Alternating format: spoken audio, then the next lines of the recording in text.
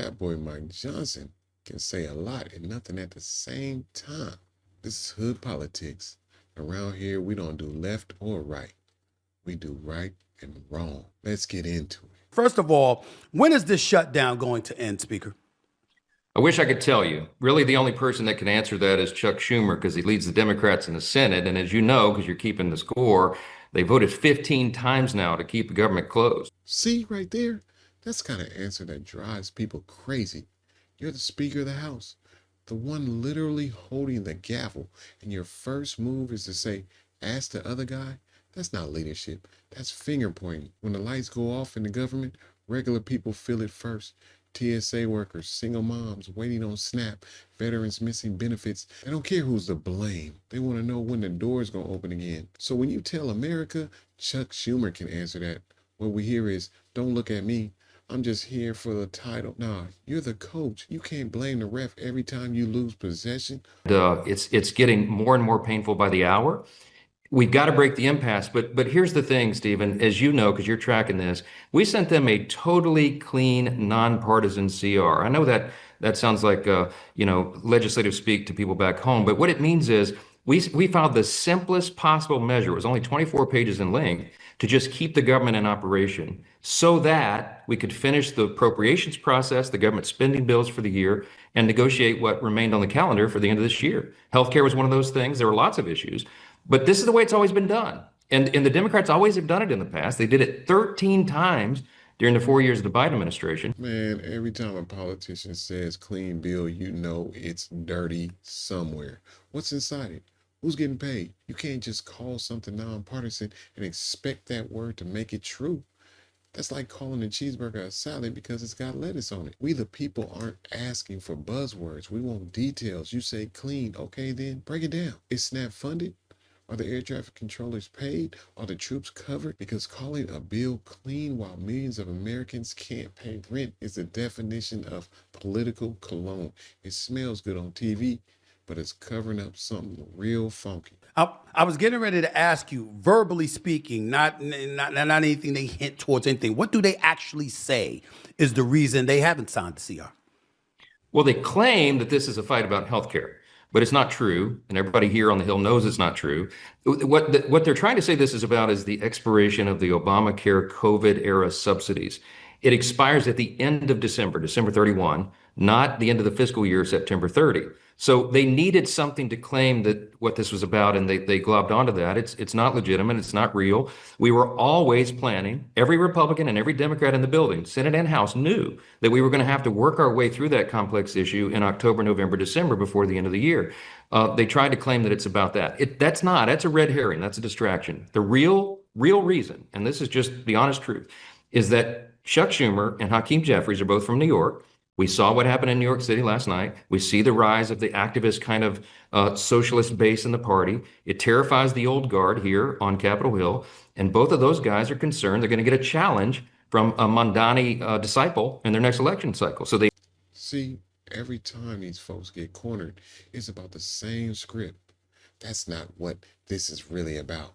Nah, bruh. It's about healthcare. It's always about healthcare because that's what breaks people when the government stops working. You can call it Obamacare, Biden care, or no care, but when the system stalls, folks can't refill prescriptions, can't schedule checkups, can't keep the lights on in their clinic. That's not some political talking point. That's real life. And saying it's not about that, it's like telling a man drowning in water that the problem he has is he can't swim fast enough. Stop pretending the issue doesn't exist because you don't want to negotiate around it. That's not strategy, that's straight delusion. comparing the two parties as we go into the next election cycle, we really do have a split screen. I mean, just consider the last 9 or 10 months, the beginning of this Congress, the beginning of the new administration.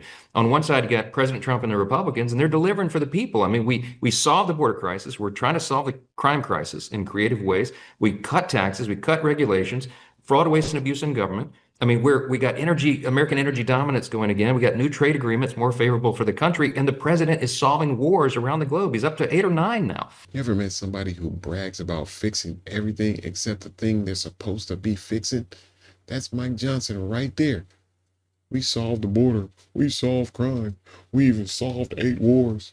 Okay, Iron Man, but if you solved all that, explain why the government's still closed and federal workers aren't being paid. You don't get to list imaginary victories while people can't pay their rent and don't have any groceries. I'm telling you, every administration has its own remix of "We Fix It All" song, but the hook's always the same. They got money for wars, but don't feed the poor. Don't tell me what you solved. Show me what you delivered. Because right now, all I'm seeing is bills unpaid and spend well polished. Thanksgiving is in 3 weeks, sir. SNAP benefits are being cut in half, as we all know, but they're talking about how it'll take weeks or even months for recipients to get them. Could you explain why that is? Yeah, it's a great question. The easiest way to stop all this chaos and get SNAP benefits rolling right now is for Democrats to come in here tomorrow and vote to reopen the government. But if they don't do that, we're relying upon a contingency fund. Here's the problem. It's math. It's about $9 billion a month to cover SNAP benefits. We got about 42 million recipients on that, right? There's only $5.2 billion in the contingency fund.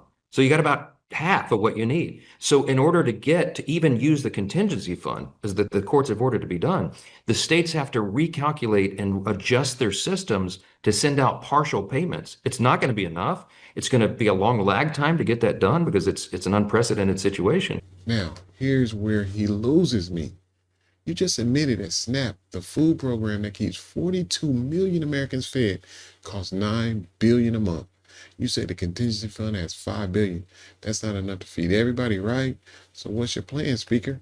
Because the math ain't partisan. 5 billion ain't 9 billion, no matter who counts it. Instead of saying Democrats should reopen the government, why not say let's pass a 30-day emergency SNAP bridge right now so nobody goes hungry? You can't tell American people it's just numbers, because numbers ain't food on the dinner table. This is what I mean by political comfort. Too many people in Washington read suffering like a spreadsheet. You don't fix hunger with a quote. You fix it with a signature and some real money. If Donald Trump were not president, would this be happening? What I mean by that is that the last time there was a shutdown this long, it was his first term.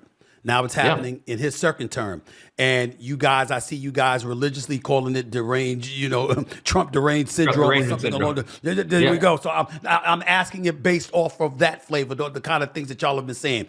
If Donald Trump were not president, do you believe that the Democrats would be this rigid in their thinking, in your estimation? No way. No. I mean, that's the whole point is they're trying to show that they're willing to fight Trump to their base and they'll pick a fight over anything or nothing. Some people call this the Seinfeld shutdown because it's really about nothing. I mean, that's the whole point. There it is. The Trump card, literally. Every time something breaks, it's either Trump's fault or they hate Trump. Bro, which is it? If he's the great deal maker, the art of the deal, then where's the deal? What are your feelings about that, eradicating the filibuster and just moving forward without needing 60 votes? What are your thoughts about that? He and I have talked about this a lot, and what you're hearing is an expression of his anger and frustration that the Democrats won't reopen the government. He doesn't want the American people to hurt. We don't either. And desperate times call for desperate measures.